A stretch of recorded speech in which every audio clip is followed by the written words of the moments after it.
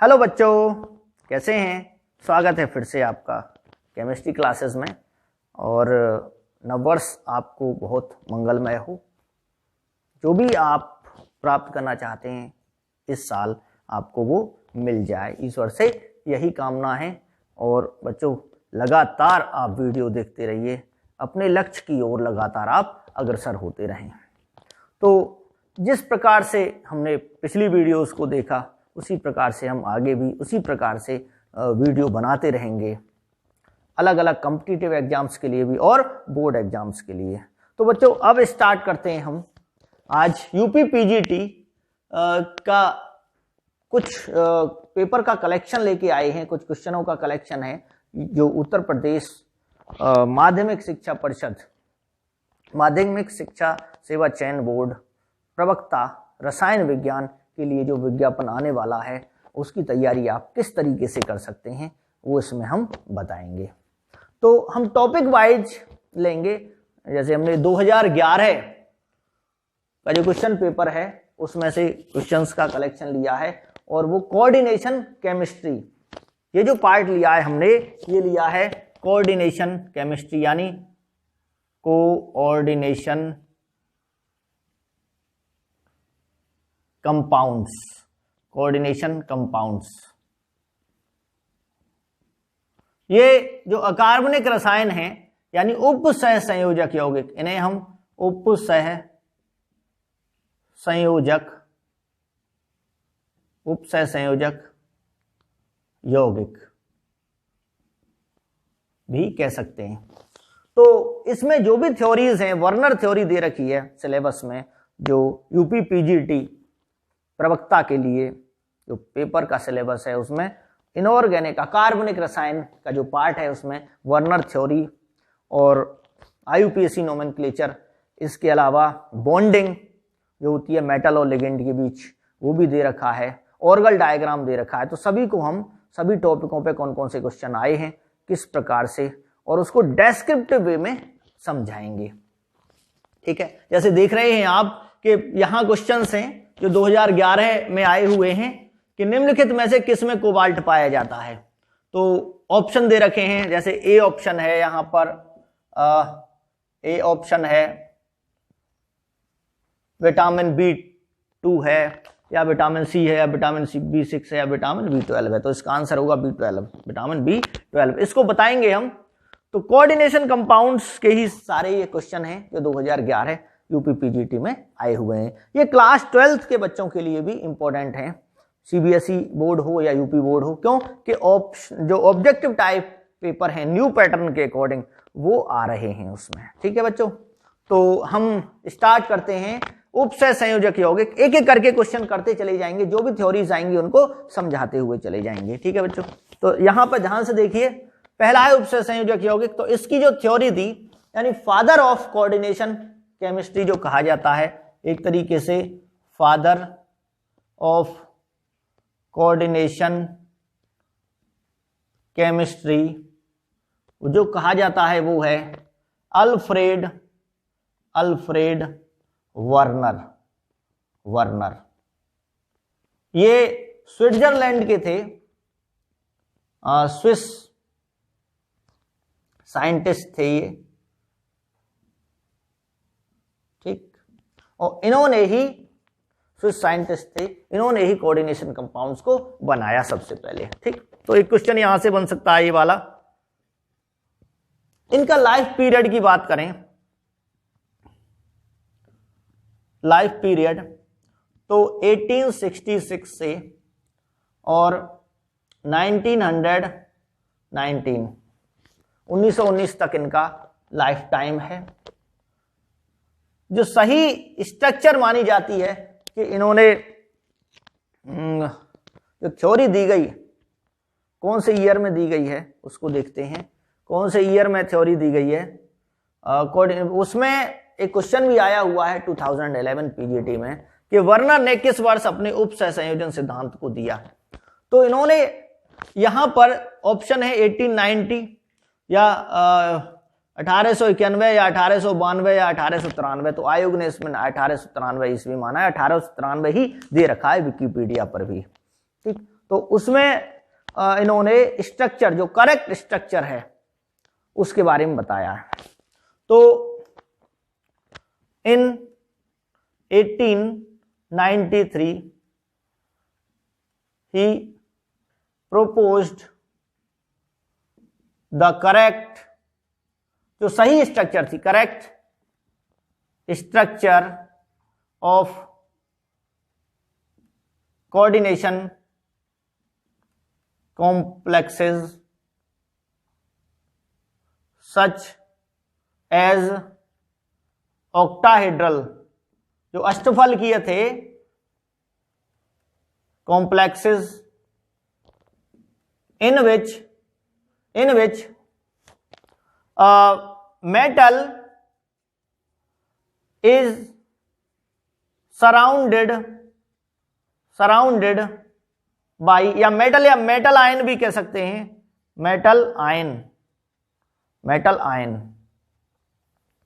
ठीक है, metal ion या metal atom is surrounded by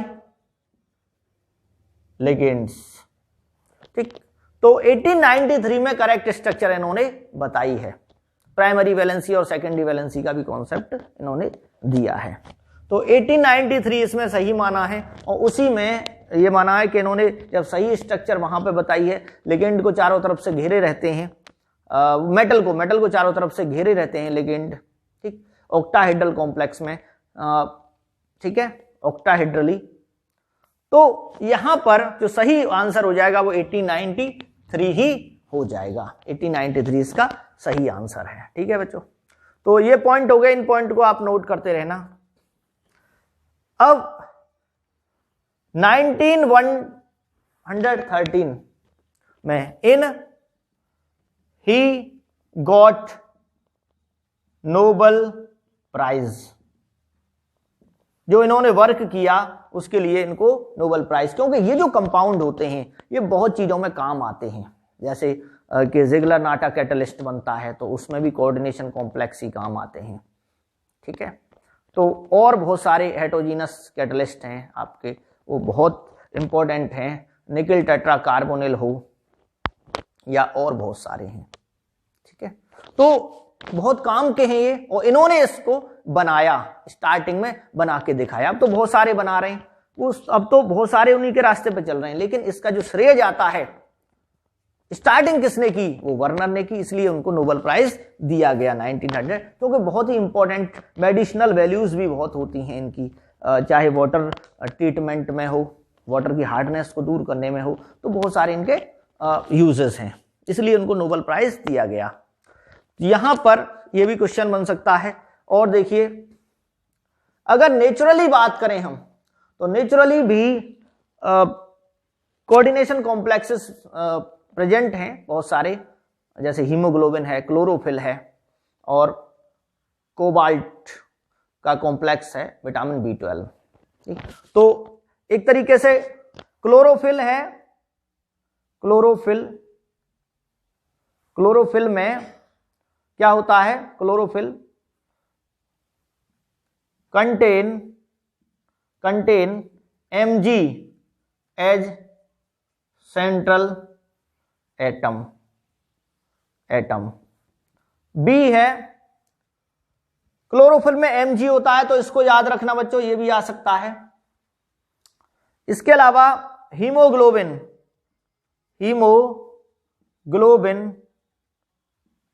contain iron as central atom, ठीक। और C है vitamin B12 contain cobalt as central atom. तो एक क्वेश्चन आया हुआ है इस पे, कोबाल्ट, विटामिन B12, देखिए निम्नलिखित में से किस में कोबाल्ट पाया जाता है। तो पहला ही क्वेश्चन है कि which of the following contain cobalt, vitamin B2, vitamin C, vitamin B6 या विटामिन B12। तो लास्ट वाला ऑप्शन देखिए, विटामिन B12 में कोबाल्ट पाया जाता है। तो कोबाल्ट, या ये उस तरीके से आ जाए कि विटामिन B12 में कौन सा मेटल होता है। इनका भी पूछा जा सकता है, हीमोग्लोबिन का, क्लोरोफिल का भी पूछा जा सकता है। मैंने तीनों का आपको बता दिया है। तो 2 क्वेश्चन हो गए बच्चों आपके। नेक्स्ट आता है, ये आपने नोट कर लिया होगा कि उन्होंने जो कॉम्प्लेक्स बनाए वर्नर ने, स्टार्टिंग जो की, वो किसके साथ बनाए, कौन से कॉम्प्लेक्स बनाए। तो उन्होंने जो कॉम्प्लेक्स बनाए वो वर्नर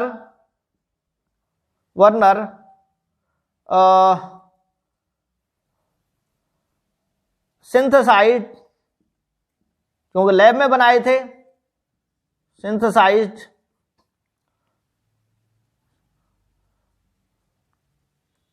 कोबाल्ट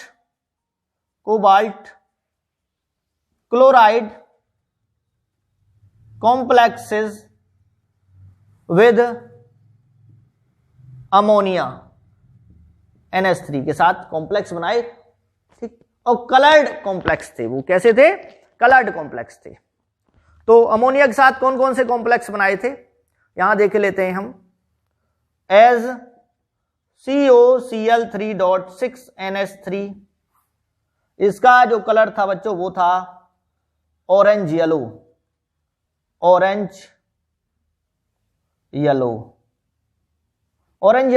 इसका था। फिर उसके बाद COCl3.5NH3, इसका था पर्पल। COCl3.4NH3, इसका कलर था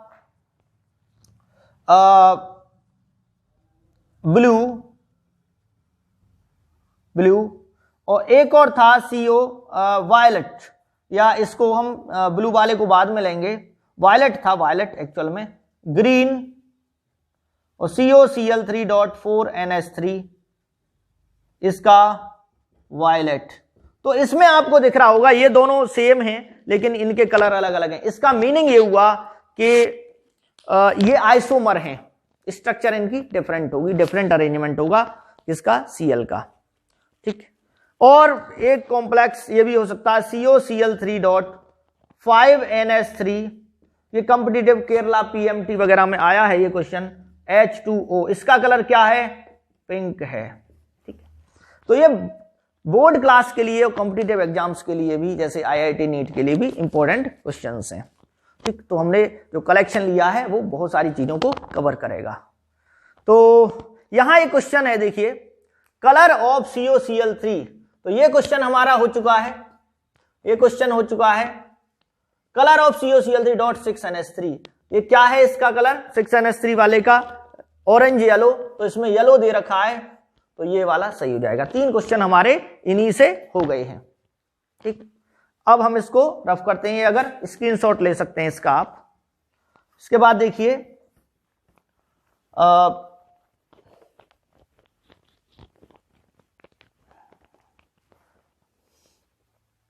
थोड़ा सा आपको एक्सप्लेनेशन दे दें हम वर्नर की थ्योरी के बारे में, कि वर्नर की थ्योरी है क्या, थोड़ा सा एक्सप्लेनेशन उसके बारे में दे देते हैं, ठीक।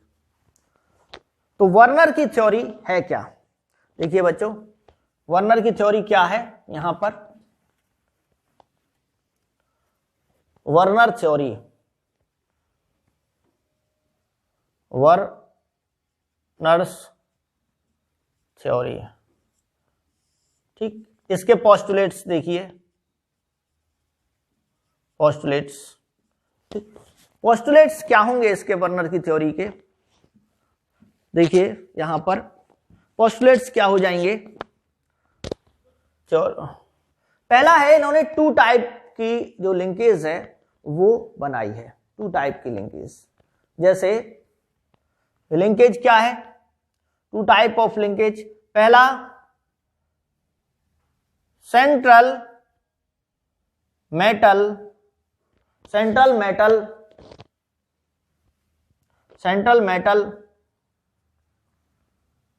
as 2 type of valencies in complex compound, यानी 2 तरह से वो बंधी होती है, दो तरह के इंटरेक्शन होते हैं। पहला है प्राइमरी वैलेंसी, ए है आपका, इसमें हो जाएगा ए, इसमें हो जाएगा प्राइमरी वैलेंसी, प्राइमरी वैलेंसी, और बी हो जाएगा सेकेंडरी वैलेंसी। तो प्राइमरी वैलेंसी के बारे में थोड़ा सा बता देते हैं, बी यहां पे लिख रहे हैं सेकेंडरी वैलेंसी। तो प्राइमरी वैलेंसी ये आयोनाइजेबल होती है, it is ionisable, clear, ionisable है। और ये होती क्या है, ये जनरली ऑक्सीडेशन स्टेट होती है मेटल की, मेटल जितने इलेक्ट्रॉन लूज करती है वही इसकी प्राइमरी वैलेंसी होती है। It is oxidation state of metal. Third है it is satisfied by, it is satisfied by negatively charged ions। ये किससे सेटिस्फाई होती है, नेगेटिवली चार्ज्ड आयन से। ठीक बच्चों, क्लियर है, नेगेटिवली चार्ज्ड आयन से ये सेटिस्फाई होती है। इसके बाद इसमें यही है मेन, तो प्राइमरी वैलेंसी जो भी एग्जाम्पल लेके देखेंगे, प्राइमरी वैलेंसी का ये एग्जाम्पल ले लें पहले। जैसे ये कॉम्प्लेक्स है CO Cl3 CO NH3 का होल 6 Cl3, ये है। तो अगर इसकी ऑक्सीडेशन स्टेट निकालें हम, तो यहां NH3 की क्या हुआ, 0, X प्लस NH3 पे कोई चार्ज नहीं है तो क्या हो गया, 0 हो गया इस पे चार्ज। और Cl3Cl क्या है, यहां 3 पे क्या होगा, 3Cl माइनस 3Cl, यानी 3 नेगेटिव है, तो इस पे क्या हो जाएगा, 3 पॉजिटिव। इसको जब ब्रेक करेंगे हम इस कॉम्प्लेक्स को, तो ऐसे लिख सकते हैं इजिकल टू +3, यानी इसकी x मानी, ये 0 हो गया, तो ओवरऑल क्या है +3, तो x बराबर क्या हुआ +3। तो इसको हम यहां प्राइमरी वैलेंसी, ये क्या है, ऑक्सीडेशन स्टेट लिखा है हमने, ऑक्सीडेशन स्टेट क्या होती है, वो प्राइमरी वैलेंसी होती है, और वो सेटिस्फाई होगी केवल जो पॉजिटिव चार्ज है वो नेगेटिवली चार्ज आयन से ही सेटिस्फाई होता है। ठीक, तो यहां प्राइमरी वैलेंसी क्या है, primary valency of CO is +3, clear है, बहुत ईजी है, कोई इसमें प्रॉब्लम है नहीं, किसी भी जगह पे आपको कोई प्रॉब्लम नहीं आएगी इसमें। ठीक, अब देखते हैं नेक्स्ट, यहां के बाद इसको यहां से हटा देता हूं मैं, प्राइमरी वैलेंसी का हो गया। अब आता है सेकेंडरी वैलेंसी, बी है सेकेंडरी, बी क्या है, सेकेंडरी वैलेंसी। देखिए बी है इसमें सेकेंडरी वैलेंसी, सेकेंडरी वैलेंसी ये क्या होती है, नॉन आयोनाइजेबल, यानी आयंस में चेंज नहीं होती है, नॉन आयोनाइजेबल है ये। दूसरा है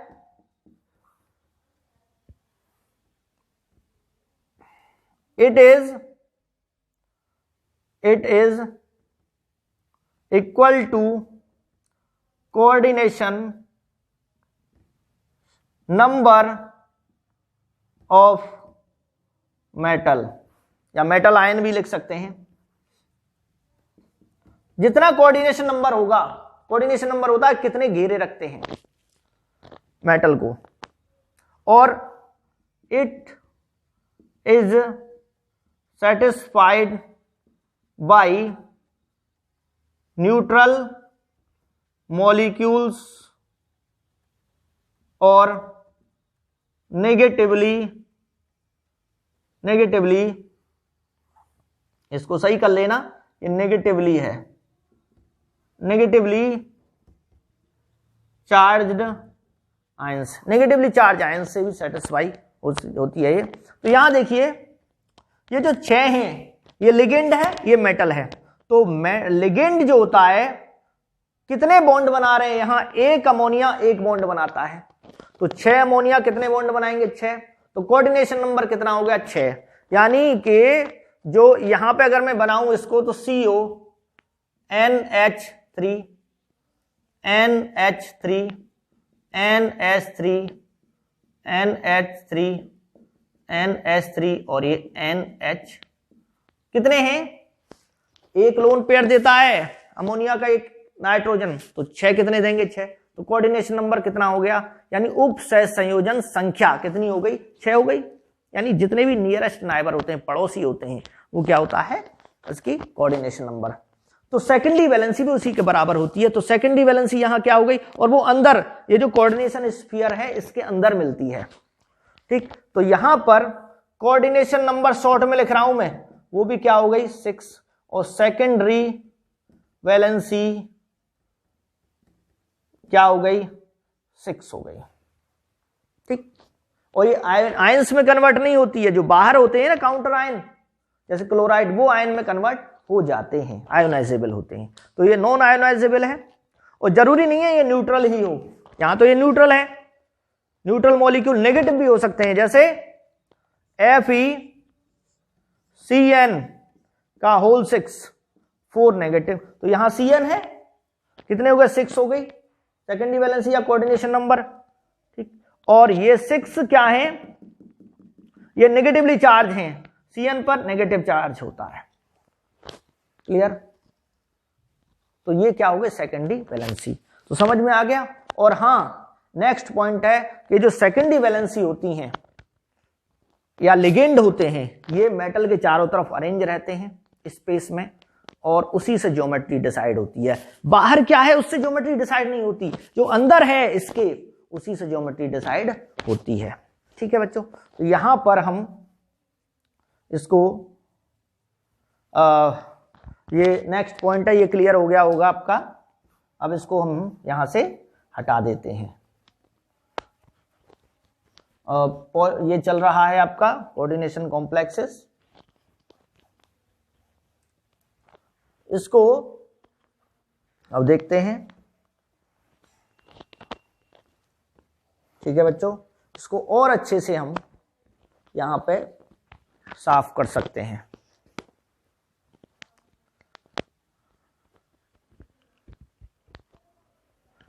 और अच्छे से हम इसको यहां से साफ कर सकते हैं कपड़े से, क्योंकि जब ही समझ में आएगा, जब एकदम क्लियर रहेगा बढ़िया से वो रहता है,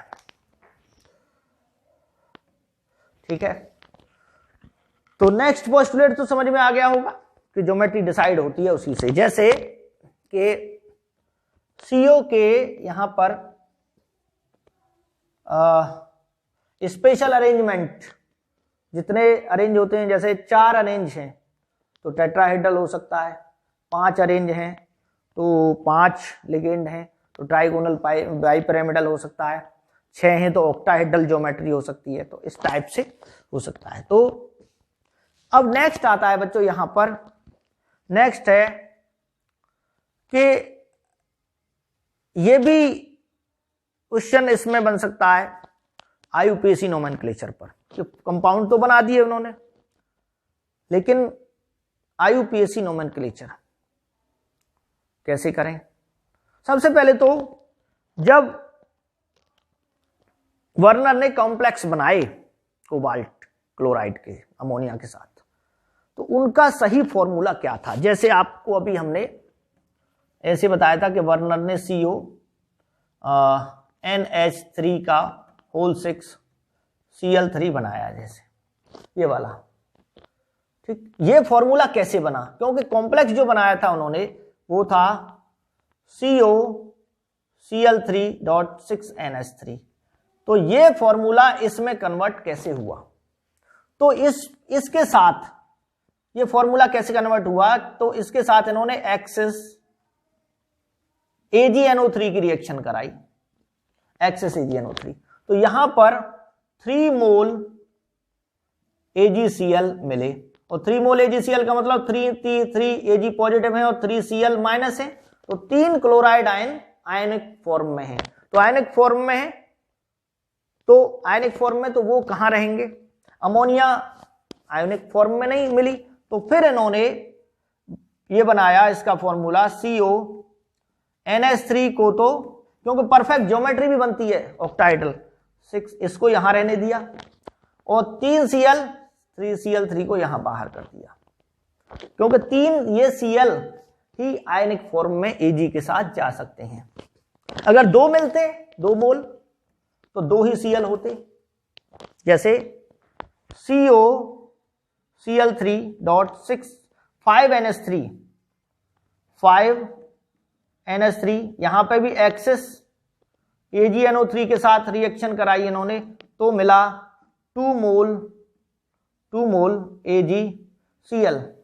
तो इसका मीनिंग हुआ कि क्या मिले, 2Cl नेगेटिव की फॉर्म में है, तो फिर फॉर्मूला बना CONH3 का होल 5Cl2, 2 Cl बाहर होंगे, एक अंदर होगा, ठीक।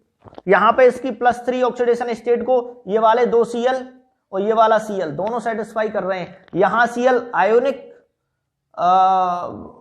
वाली वैलेंसी जो है उसको भी सेटिस्फाई कर रहा है, और सेकेंडरी वैलेंसी को, टोटल सेकेंडरी वैलेंसी 5 और 1 6 हो गया। ज्योमेट्री इसी पे डिसाइड करेगी, वो भी ऑक्टाहेड्रल ही होगी, 6 है तो इस तरह से इन्होंने फॉर्मूला बनाए।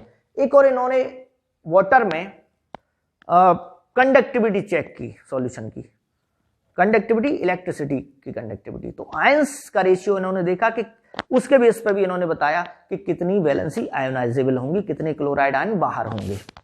तो इन्होंने अगर इसको ब्रेक किया, जब इसको ब्रेक किया तो ये इस तरह से टूटा, CONH3 का whole 6 3 positive plus 3 Cl minus, तो 3 हो गए नेगेटिव आयन और 1 हो गया, इसके आगे कुछ नहीं है, तो ये पूरा 1 है कॉम्प्लेक्स आयन 1:3, ठीक। इसमें जो आया 1:2 का आया, ये 2 है, तो ये पूरा 1 है, ये 2 है। तो ये कंडक्टिविटी एक्सपेरिमेंट से भी इन्होंने पता लगाया कि कितने आयंस होंगे, जितने ज्यादा आयंस होंगे उतना कंडक्शन ज्यादा होगा, कंडक्टिविटी ज्यादा होगी, ठीक। ये क्लियर है, ये वर्नर थ्योरी है। अब आईयूपीएसी नोमेनक्लेचर पे आते हैं, इस पे भी क्वेश्चन आ जाता है। तो बच्चों देखिए आईयूपीएसी नोमेनक्लेचर हम कैसे करेंगे, ये नोट कर लिया होगा, इसको हम रफ किए देते हैं। जो भी तैयारी कर रहे हैं यूपी पीजीटी की या कॉम्पिटिटिव एग्जाम्स की, उनके लिए ये बहुत बढ़िया रहेगा, ये वीडियो देखते रहें। जैसे IUPAC nomenclature, IUPAC nomenclature, IUPAC nomenclature करेंगे बच्चों यहां पर, तो उसमें देखते हैं IUPAC nomenclature. Potassium hexacyanoferrate second is, ये क्वेश्चन आया है पोटेशियम हेक्सासाइनोफेरेट, तो यहां तो नेम से फॉर्मूला पूछा है, पहले किसी फॉर्मूले से नेम कैसे बनाते हैं वो देखते हैं। इसी का जैसे सिंपल सा एग्जांपल CONH3 का होल थ्राइस H2O का होल थ्राइस Cl3, ये लिया है मैंने, ठीक। ये कैसा कॉम्प्लेक्स है, 2 तरह के लिगेंड हैं, एक और एक, 2 अमोनिया भी है, वाटर भी है, ये मेटल है, ये लिगेंड हैं, ये क्या है, लिगेंड्स हैं, ये मेटल है। तो ये हेट्रोलैप्टिक टाइप का कॉम्प्लेक्स है, हेट्रोलैप्टिक जिसमें 2 तरह के लिगेंड होते हैं, और एक ही तरह का हो, केवल अमोनिया ही होता तो होमोलैप्टिक। तो देखिए बच्चों क्या करेंगे इसमें, हम पहले नेम लिखने के लिए पहले इसको ब्रेक कीजिए। ब्रेक कैसे करेंगे, ये काउंटर आयन बोलते हैं, काउंटर आयन, इसको यहां पे लिखिए 3Cl, इसका चार्ज लगा दीजिए, तो टोटल नेगेटिव चार्ज 3 माइनस, तो इस पूरे पर CONH3 का होल थ्राइस, H2O का होल थ्राइस, और इस पर 3 प्लस। तो पहले पॉजिटिव का लिखते हैं पहले, ठीक। किसका लिखेंगे पहले, पॉजिटिव आयन का, तो पॉजिटिव आयन ये है, और पॉजिटिव में पहले लिगेंड का नाम, और लिगेंड का भी अल्फाबेटिकली, तो अल्फाबेटिकली ये किससे शुरू है, एक्वा, एक्वा और ये है एमाइन। पहले किसका आएगा? ए तो दोनों में सेम है, यहां है एम यहां है क्यू, तो एम पहले आता है, तो पहले नेम किसका लिखा जाएगा? इसका।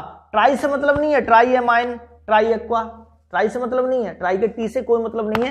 तो ए तो सेम है, एम पहले आता है क्यू से, तो पहले इसको लिखेंगे ट्राई एमाइन ट्राई एक्वा 3 के लिए। अब ये प्लस के अंदर है, ये कॉम्प्लेक्स साइन पर चार्ज क्या है? प्लस। तो अगर ये प्लस में है, पॉजिटिव या न्यूट्रल में अगर कोई भी चार्ज ना होता या प्लस होता, तो सीधा सीधा कोबाल्ट लिख देंगे, कोबाल्ट। और अगर ये नेगेटिव के अंदर होता, इस पर चार्ज नेगेटिव होता, तो कोबाल्टेट लिखते, कोबाल्टेट, कोबाल्ट। फिर इसकी ऑक्सीडेशन स्टेट, ऑक्सीडेशन स्टेट क्या है? देखिए यहां जो है X प्लस इसका चार्ज 0, इसका चार्ज 0 और इजकल टू +3 टोटल। तो X की क्या वैल्यू आई? +3, तो यहां थर्ड रोमन नंबर में, ठीक। और इसके बाद क्लोराइड, इसको एज इट इज क्लोराइड। अगर क्लोराइड है तो वो आयोनिक फॉर्म में बाहर ही होगा, ट्राई वगैरह नहीं लगाएंगे, ये नेम इस तरह से लिख देंगे, ठीक है। और बहुत ही सिंपल है, ठीक, नोट कर सकते हैं आप इसको, इजी है बहुत। मैं यहां से इसको हटा रहा हूं, अब आपने ये समझ लिया हो तो। अब देखते हैं कि ये जो क्वेश्चन है पोटेशियम हेक्सासाइनोफेरेट सेकंड, पोटेशियम ये ब्रैकेट में होगा, ठीक। तो एक लेते हैं एग्जांपल K4FeCN का होल 6, ये है पोटेशियम फेरोसाइनाइड बोलते हैं इसको, लेकिन वैसे इसका नाम क्या है? तो पहले इसको डिसोशिएट कीजिए। इसका चार्ज पता करना है तो काउंटर आयन से ही पता चलेगा। कितने पोटेशियम है? 4 K, इस पर चार्ज प्लस आ जाएगा और प्लस चार्ज आ जाएगा इस पर, और इस पर FeCN का होल 6, FeCN का होल 6, ठीक। और ये 4 नेगेटिव, क्योंकि टोटल चार्ज कितना है? 4 पॉजिटिव है, तो इस पर 4 नेगेटिव आ गया। पहले नाम किसका लिखते हैं? पॉजिटिव का। तो यहां पॉजिटिव ये है सिंपल आयन, तो सीधा पोटेशियम, पोटेशियम। पोटेशियम एक ही ऑक्सीडेशन स्टेट शो करता है, वो है +1, तो ब्रैकेट में लिखने की जरूरत नहीं है। कभी कभी मरकरी जैसा एलिमेंट कोई आ जाता है तो वहां वो 2 वैलेंसी शो करता है, इसलिए उसको दिखानी पड़ती है यहां पर कि मरकरी फर्स्ट स्टेट में है या सेकंड स्टेट में है, तो ये याद रखें। पोटेशियम एक ही शो करता है +1, एस ब्लॉक एलिमेंट है, इसलिए यहां पर फर्स्ट नहीं लिखेंगे, ऐसे लिख देते हैं ना फर्स्ट, ऐसे नहीं लिखेंगे, क्योंकि जहां पर एक ही पॉसिबिलिटी है वहां लिखने की जरूरत नहीं है, वहां तो है ही ऑलरेडी 1। अब इसका नाम लिखो नेगेटिव का। नेगेटिव में लेगेंड हेक्सासाइनाइडो, ये मॉडर्न आईयूपीएससी में साइनाइडो लिखते हैं लेगेंड को, यहां CN को, लेकिन साइनो भी लिखा है बहुत सी जगह, साइनो, साइनाइडो, हेक्सासाइनाइडो। और ये क्या है? ये नेगेटिवली चार्ज के अंदर है, तो बताया था अभी हमने नेगेटिवली चार्ज के अंदर होता है, तो उसे बोलते हैं, आयरन नहीं लिखेंगे, फेरेट, 8 वर्ड लगाएंगे, फेरेट, तो फेरेट, फेरेट। और इसकी ऑक्सीडेशन स्टेट देखिए, ऑक्सीडेशन स्टेट क्या हो गई? X + 6 और -1, CN की क्या होती है? -1 इजिकल टू -4, तो X -6 equal to -4, X equal to -4 + 6 equal to +2, तो क्या निकली? आयरन की +2। बहुत आसान है ऑक्सीडेशन स्टेट निकालना, ठीक है बच्चों। तो ये आपका हो गया, ये इसका नेम हो गया, ठीक है। और यही हमारा क्वेश्चन है कि पोटेशियम हेक्सासाइनोफेरेट सेकंड इज, तो ये अगर आपको दिया है पोटेशियम हेक्सासाइनाइडोफेरेट सेकंड, तो इसका फॉर्मूला हो जाएगा ये वाला K4FeCN6। ठीक, इसको अगर नेम दे रखा है तो कैसे बनाएंगे, सीधा सीधा पोटेशियम लिखिए, पोटेशियम के बाद हेक्सा, कितने CN है, 6 CN है, फेरेट Fe है, Fe लगा दिया।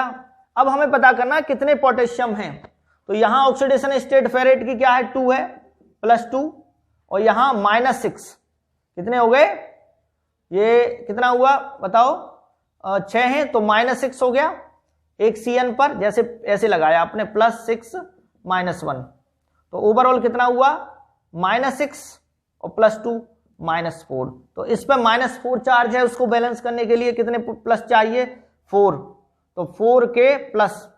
ठीक, तो इसको ऐसे लिख सकते हैं K4FeCN का होल 6, ये चार्ज बैलेंस हो गए, इसको लिखा नहीं हमने, तो यहां जो होगा वो आंसर होगा K4FeCN6, ये वाला। ठीक है, तो हमारे ये हमने कोऑर्डिनेशन कॉम्प्लेक्स में बहुत सारे क्वेश्चंस यहां सॉल्व किए हैं। अब IUPAC नोमेनक्लेचर और देखिए, एक दो और देखते हैं, एक दो और कॉम्प्लेक्स देखते हैं, फिर आपको बाद में, क्योंकि वीडियो यहां पर थोड़ा लॉन्ग हो जाएगा,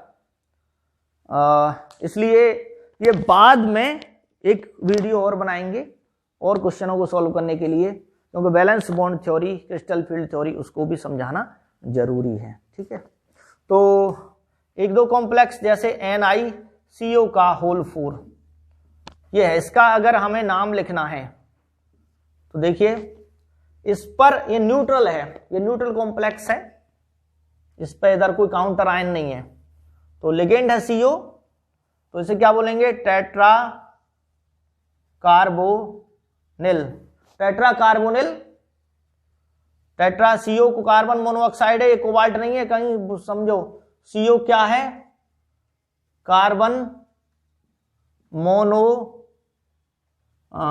मोनोऑक्साइड, इसे कार्बोनिल बोलते हैं, टेट्रा कार्बोनिल निकिल, इस पर कोई चार्ज है, न्यूट्रल है, तो निकिल ही लिखेंगे, निकिलेट नहीं, 0। इसकी ऑक्सीडेशन स्टेट देखो, इस पे X प्लस, इस पर कोई चार्ज नहीं होता, 0 इजकल टू, यहां पर कोई चार्ज नहीं है, 0, तो X की वैल्यू क्या आई, 0, तो यहां 0 लगा दिया।